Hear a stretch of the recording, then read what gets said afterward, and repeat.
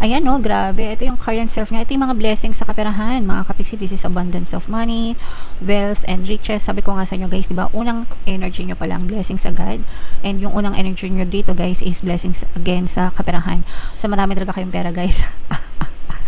Saluhin nyo na tong mga blessings na to, mga biyaya na to guys, no? Maging receptive, no? Pag sinabi ko receptive, ready to receive.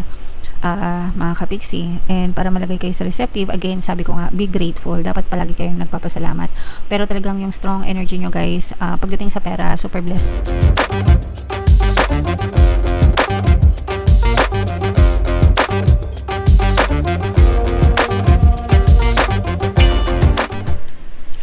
Hello guys, hello Aquarius, welcome back to Pinoy Pixie Tarot.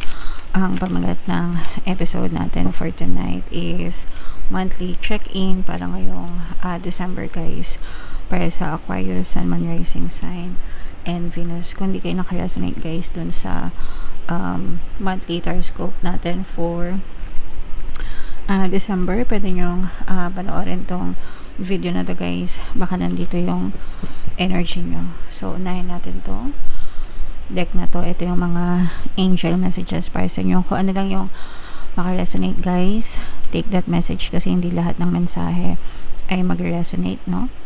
So yung first message natin, blessed. Yan, di ba? Grabe, unang-una pa lang blessed agad talaga mga kapiksi.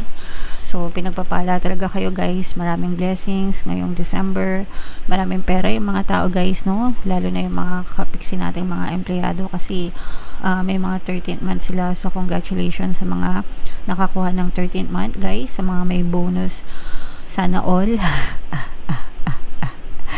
So congrats sa inyo mga kapiksi, and huwag kayong mag-alala sa mga walang 13th month, blessed pa rin naman tayo mga kapiksi. Blessings comes in many forms guys, no? Hindi lang naman yan sa pera, hindi lang naman sa bonus, but again sabi ko nga, blessings come in many forms mga kapiksi. Okay, so tanggapin natin ang mga biyayang galing sa taas guys. Always be grateful sa lahat ng meron kayo, no matter how big, no matter how small, and the more na nagpapasalamat kayo, the more na i-bless kayo sa buhay guys. Another message para sa inyo, ito'y tulong guys, no, mula sa ibang tao. For some of you, if kailangan nyo ng tulong, wag kayong mahiyang humingi ng tulong from other people kasi may mga tao na handang tumulong sa inyo. And yung iba naman guys, parang meron talagang ibang tao na voluntaryong magbibigay ng tulong sa inyo kung kinakailangan guys. This is also a help from the universe. Si universe din yung nagbibigay nitong tulong na to sa inyo. Kinakasangkapan lang yung mga tao sa paligid natin. When we are praying guys, no, kapag nagdadasal tayo, the universe move people, things, situation sa paligid natin para ibigay yung mga dasal natin. So lahat ng movement sa ating physical reality, lahat ng nangyayari sa atin, gawa ni universe yan guys. Okay, so be grateful mga kapiksi. And for some of you guys, may mga iniisip kayo, so sige lang, mag-isip lang kayo. Basta iwasan nyo lang mag-overthink ng negative mga kapiksi kasi hindi naman nakakatulong yung pag-overthink ng negative sa buhay natin guys. Okay, so yeah, comment down below mga kapiksi if feeling nyo ito guys, i-mail mo yun na itong mga blessings, pagpapala, kasaganaan, itong tulong, help from the universe, yan, i-mail mo nyo na sa comment section guys. So shuffle natin to, hanapin natin yung energy ng Aquarius. Habang sinashuffle ko to guys, panoorin nyo muna yung video natin regarding sa ating paano mag-manifest ng abundance video course. Kapiksi, sawa ka na ba sa mga struggles at hirap sa buhay mo? Masipag ka ba at masikap sa buhay ngunit hindi ka pa rin umaasenso? Ilang beses ka na bang nag-attempt magnegosyo at mag-invest pero palagi ka pa rin nalulugi? Sa pagkakataon na ito ay maaaring may subconscious beliefs ka na nagiging balakid sa iyong pag-unlad at pagyaman. Introducing, paano mag-manifest ng abundance video course. Dito ay matututunan mong ma-overcome ang mga balakid mo para tuluyan ka ng umunlad, umasenso, sumagana, maging matagumpay, successful at maswerte sa iyong kabuhayan, pera, trabaho, negosyo, salapi at kaperahan ng bonggang-bongga. Dali, mag-send na ng email sa pinoypixietarot@gmail.com at simulan na ang iyong pagyaman ngayon. Alright, so yung mga courses natin guys, meron tayong paano mag-manifest ng abundance video course, paano mawala ang third party at magkaroon ng harmonious na relationship, paano pabalikin si ex, revise breakups. Mga interesado guys, mag-send lang ng email sa pinaypixitaro@gmail.com. And sa mga naghahanap ng pampaswerte na lucky charms or lucky bracelet guys, Aventurine at saka Citrine yung recommended ko. May makikita kayong mga link sa description box guys. So, Aquarius, kayo and your percent ng King of Swords ko. Ano lang yung makaresonate, take that message. Ayan no, grabe. Ito yung current self niya. Ito yung mga blessings sa kaperahan. Mga kapiksi, this is abundance of money, wealth, and riches. Sabi ko nga sa inyo guys, diba, unang energy nyo palang blessings agad. And yung unang energy nyo dito guys is blessings again sa kaperahan. So, marami talaga kayong pera guys. Saluhin nyo na tong mga blessings na to, mga biyaya na to guys, no? Maging receptive, no? Pag sinabi ko receptive, ready to receive. Mga kapiksi, and para malagay kayo sa receptive, again sabi ko nga, be grateful, dapat palagi kayong nagpapasalamat. Pero talagang yung strong energy nyo guys, pagdating sa pera, super blessed talaga kayo ngayong season na to. And ito naman ay normal kapag December guys, kasi maraming talagang pera yung mga tao, mga kapiksi. So congrats sa inyo guys. Yung theme of the month nyo, ito yung success, tagumpay, progress, mga kapiksi, no? Ito yung theme of the month nyo ngayong December. Parang feeling nyo success, feeling nyo sumasukses kayo, feeling nyo nagtatagumpay kayo sa mga buhay nyo, kung ano man yung mga goals nyo, kung ano man yung mga dreams nyo, pakiramdam nyo na-achieve nyo na sila, mga kapiksi, and you're just getting started. Kumbaga parang nagsisimula pa lang kayo, malayo pa yung pwede nyo marating. Guys, kaya keep on pushing lang. Mataas yung energy level nyo mga kapiksi. So ituloy-tuloy nyo lang yan habang maganda yung momentum of energy, guys, para mas meron talaga kayong makita na positibong resulta. Okay? Alright. Yung key goal na gusto nyo i-pursue guys, gusto nyo pang magkaroon ng more opportunities pa. So blessed na kayo mga kapiksi, marami na kayong pera, sumasukses na kayo, pero open pa rin kayo sa mga more opportunities. And ito guys, i-welcome lang natin to mga kapiksi, kasi kapag may mga opportunities na dumadating sa inyo, ibig sabihin guys, dinidinig na universe yung mga dasal nyo, kasi yung mga prayers nyo, hindi naman yan kunwari gusto mong yumaman, yun yung pinagdadasal mo, sana yumaman ka. Hindi naman pera ibibigay sa'yo ni universe. Ang ibibigay niya sa'yo, opportunities para magkaroon ng pera. Okay?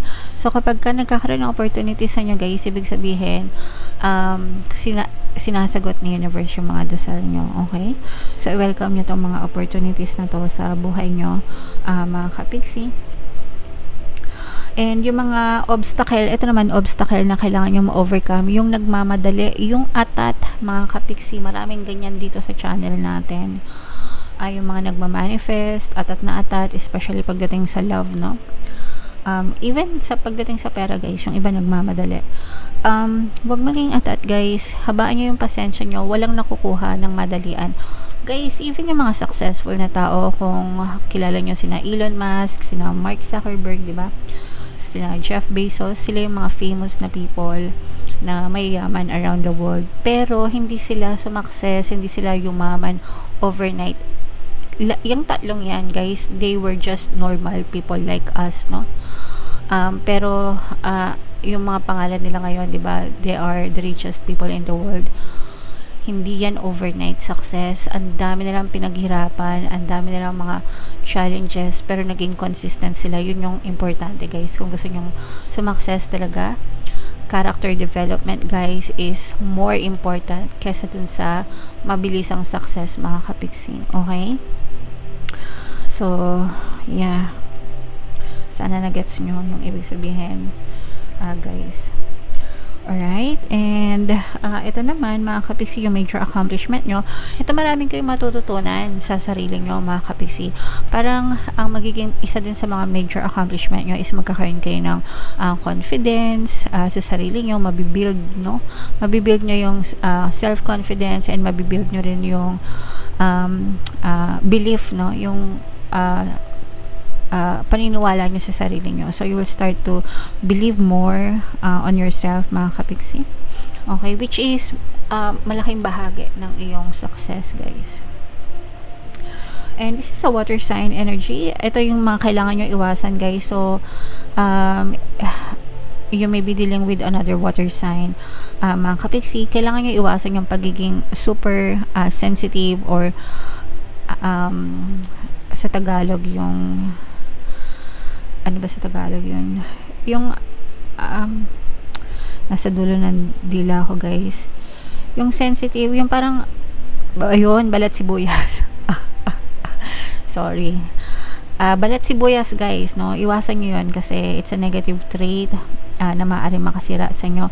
Kailangan kung gusto natin sumakses, matibay yung loob natin. So, dapat malakas yung loob, hindi mahina yung loob. Guys, okay? So, yung mga kailangan nyo iwasan.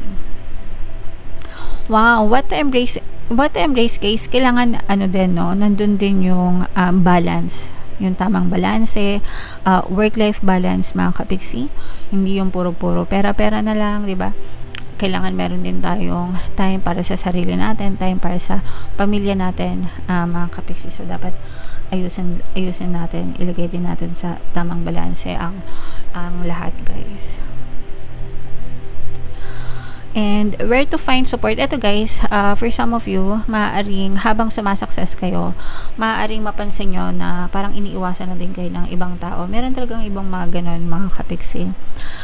Sometimes, meron kasi mga ibang tao na parang hindi nila matanggap na napag-iwanan sila sa buhay. And may mga and ayaw nila na may nakakahigit sa kanila. So, kung napapansin mo na parang iniiwasan ka ng ibang tao, hindi mo yun problema nila yun, mga kapiksi. But, maaari mo ma-experience yun. So, wala kang aasahan kundi ang sarili mo lang, guys. Okay? And yung advice, and ito naman, guys, kung merong mga taong iniiwasan ka, meron namang tao na magi-stay to support you, mga kapiksi. So, itong mga tao na to, ito yung mga totoong tao, no, na talagang they will stick by your side no matter what, mga kapiksi. So, itong mga tao na to, pahalagahan mo sila kasi sila yung nandyan, hindi ka iiwanan kahit anong mangyari, mga kapiksi. Okay? So, ito, guys, i-mind mo nyo na yung mga blessings na nasabi ko, itong abundance ng money, wealth, riches, itong mga success na to, guys, itong mga opportunities, no? I-mind nyo na lahat yan, guys, sa comment section and comment down below if naka-resonate kayo. Bunot lang tayo ng isa pang card para sa inyong additional na mensahe, Aquarius. The universe has my back. Kahit na iwanan kayo ng lahat ng tao sa mundo, guys, the universe is always there for you. No? So, hindi kayo nag-iisa. You're not alone. You're not alone, you were never alone, and you will never be alone. The universe has your back, mga kapiksi. So, si universe ang tutulong sa inyo every step of the way, guys. Okay? Alright. So, yeah, napakaganda ng reading nyo, Aquarius. Comment down below if naka-resonate kayo, guys. And ito yung ating 2026 kapalaran. Ito naman yung ating success stories ng paano mag-manifest ng abundance video course. Click here to subscribe, guys. Thank you for liking, sharing, and subscribing. See you next time. I love you all. Have a nice day. Bye-bye.